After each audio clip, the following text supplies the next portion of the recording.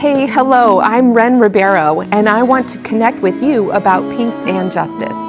We are interviewing women who labor for peace, as we have forever and always will, until we all feel peace in our homes, our workplaces, our communities, and especially our bodies and minds.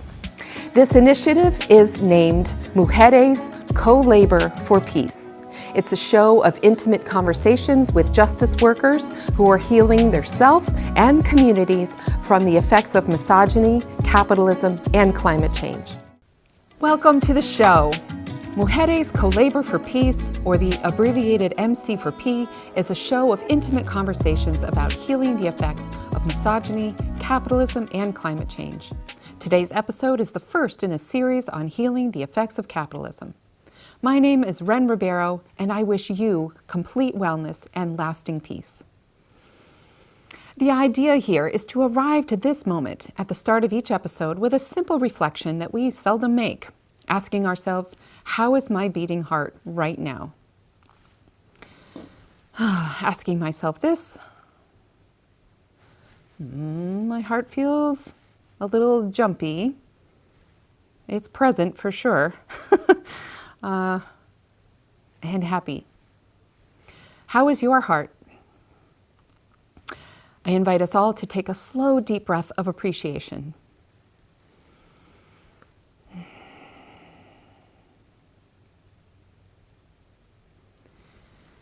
The intimate conversation today is about healing from the effects of capitalism. As I mentioned in the series on misogyny, in order to heal from something, you need to be able to name the thing that has caused pain.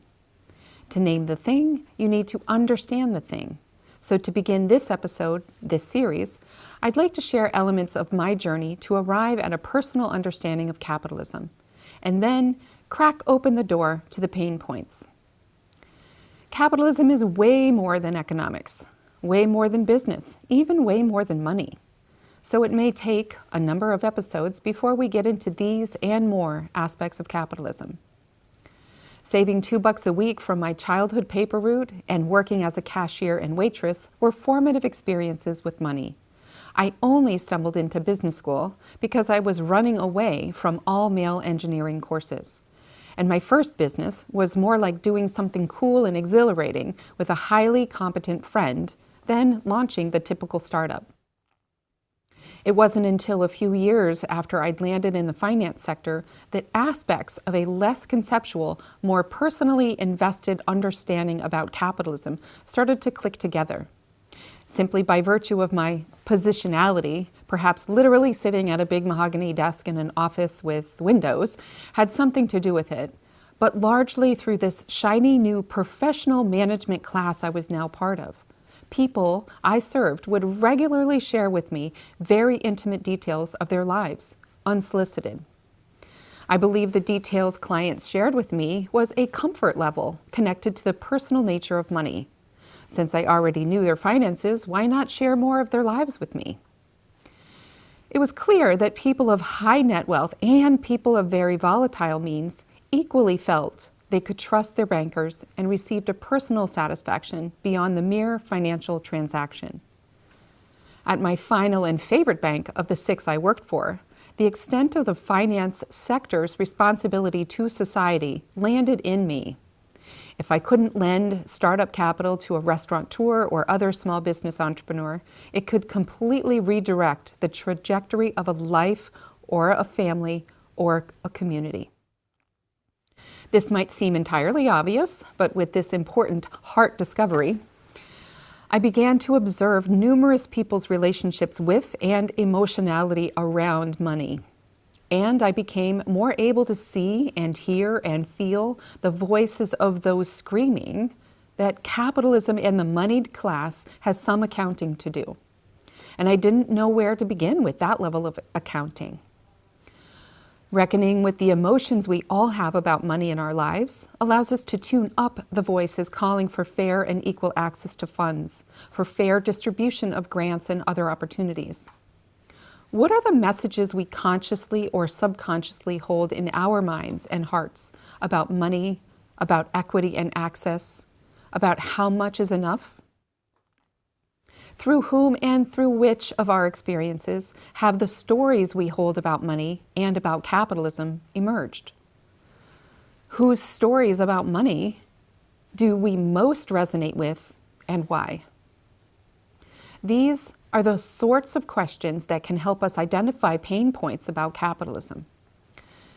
In 2009, after the nauseating, too-big-to-fail banking crisis and the troubled asset relief program bailout, I left banking to serve the planet in whatever way I could.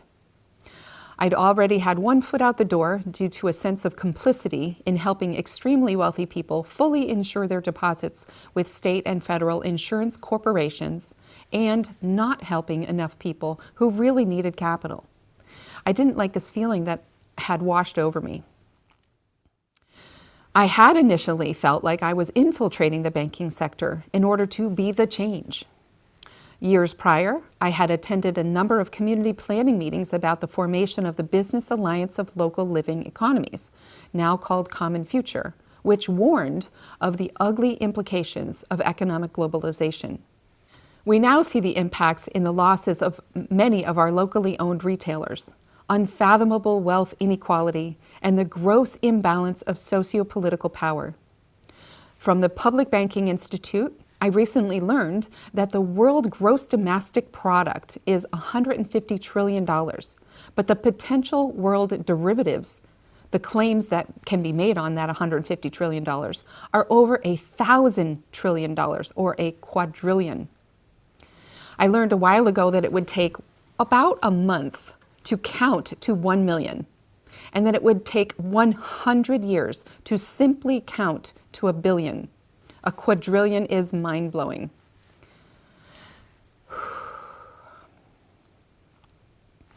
After hopping over to an international bank that soon imploded, I got local-ish again, with a bank managed independently in a 7-bank conglomerate that had led the nation in socially responsible banking in the late 1980s. This bank got consumed in 2009. I saw the writing on the wall early on, along the lines of disaster capitalism that Naomi Klein explains in her very important book, The Shock Doctrine, that a hungry, opportunistic megabank was coming to loot one of the good guys. Want to know how I could tell? Filling out expense reports. It went from being simple and straightforward to making my brain cramp. And I'd already been through 3 mergers and acquisitions. Naomi Klein is one of my all-time favorite mujeres co-laboring for peace. She and her husband are an amazing team doing high-level activism or actionism for socio-political rebalancing. Her first book, No Logo, emerged right as Seattle erupted in protest of the World Trade Organization's corporate complicity. A 20-year look-back article in The Guardian describes her book as mixing eye-opening reportage with sharp-tongued analysis of consumer capitalism, a Bible for understanding the world and the motor behind a new kind of grassroots politics. In very clear black and white, she named the problem of capitalism and the ways corporations shape our lives and culture and use their ever-increasing sophistication to engage our emotions without our consent. This lack of consent thing is a big pain point for me. I'm halfway through her newest book about the mirror world of far-right sophistication, digital platforms, and the toll of capitalism on humanity, called Doppelganger. I'll return to more of Naomi Klein in another episode in this series. 2 other influential authors I'd like to mention are Marjorie Kelley and Ellen Brown. I will forever be grateful to Marjorie Kelley, who woke me up to worker ownership and cooperatives with her book, Owning Our Future. We had a lovely conversation about it at a Slow Money conference years ago. She has also written Wealth Supremacy: How the Extractive Economy and the Biased Rules of Capitalism Drive Today's Crises, and The Making of a Democratic Economy, Building Prosperity for the Many, Not Just the Few. Here's a cool word cloud from her blog post, 50 by 50, about reaching 50 million worker owners by 2050. I would so love to see that. Ellen Brown inspires with her lifelong labors for economic transparency, the Public Banking Institute she founded in 2011, and her Web of Debt blog with crystal clear messages about the need for and success of publicly owned banks. Here is the latest world map of publicly owned banks. The only one in the United States is in North Dakota, and it was established in 1919. California is getting really close. And there has been a bill put forward to establish a public bank in Massachusetts since 2017. Let's hope 2024 is the year this bill passes. From a New York Times article, Ellen Brown says, "We actually need publicly owned banks for a capitalist market economy to run properly. Banking, money, and credit are not market goods, but are economic infrastructure, just as roads and bridges are physical infrastructure. By providing inexpensive, accessible financing to the free enterprise sector of the economy, public banks make commerce more vital and stable. Public banking is not a radical idea, but has been practiced in the U.S. with excellent results for decades and around the world for centuries. Sharing the works of these rock star women, naming and spotlighting, if not yet healing, the effects of capitalism, inspires me, and I hope it also inspires you. By knowing or reminding ourselves of great things others do, we fortify our capacity to be in the midst of challenging times without shutting down. It's good medicine for our hearts. The last thing I'll share about my time in the banking world for now is the fact that until I had the dynamic experience of organizing a standing room only socially responsible investment summit with 11 other folks in adjacent spaces of finance, I did not fully know or appreciate what it was to collaborate, to co-labor.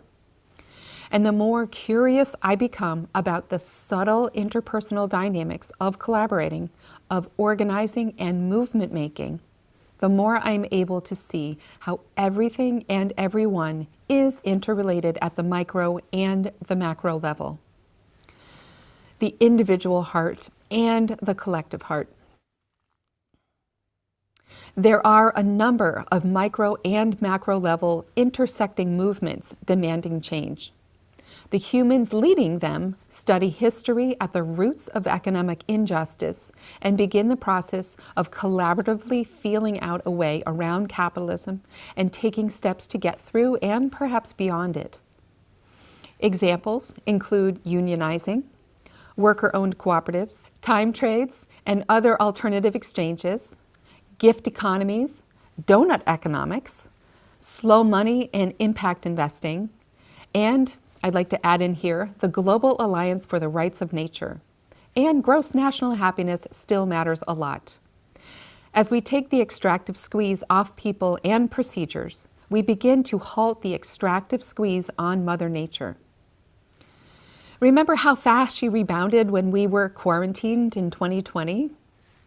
She can do it again if we stop the extractive squeeze of capitalism in our minds, our families, and our communities, however we are able. My hope is that you grow inspired to think with a few other folks in your life that you may want to discuss this subject with afterwards, maybe watch the show together and share experiences. And it would be great if your takeaway was a fuller understanding of a few pain points of capitalism, like wealth inequality, access to capital, and globalization. This episode of Mujeres Co-Labor for Peace explored aspects of one person's story about understanding capitalism and the emergence of a few of capitalism's pain points. It posed a few provocative questions to help each of us to reflect on our personal feeling about capitalism, and also referenced works by Naomi Klein, Marjorie Kelley, and Ellen Brown.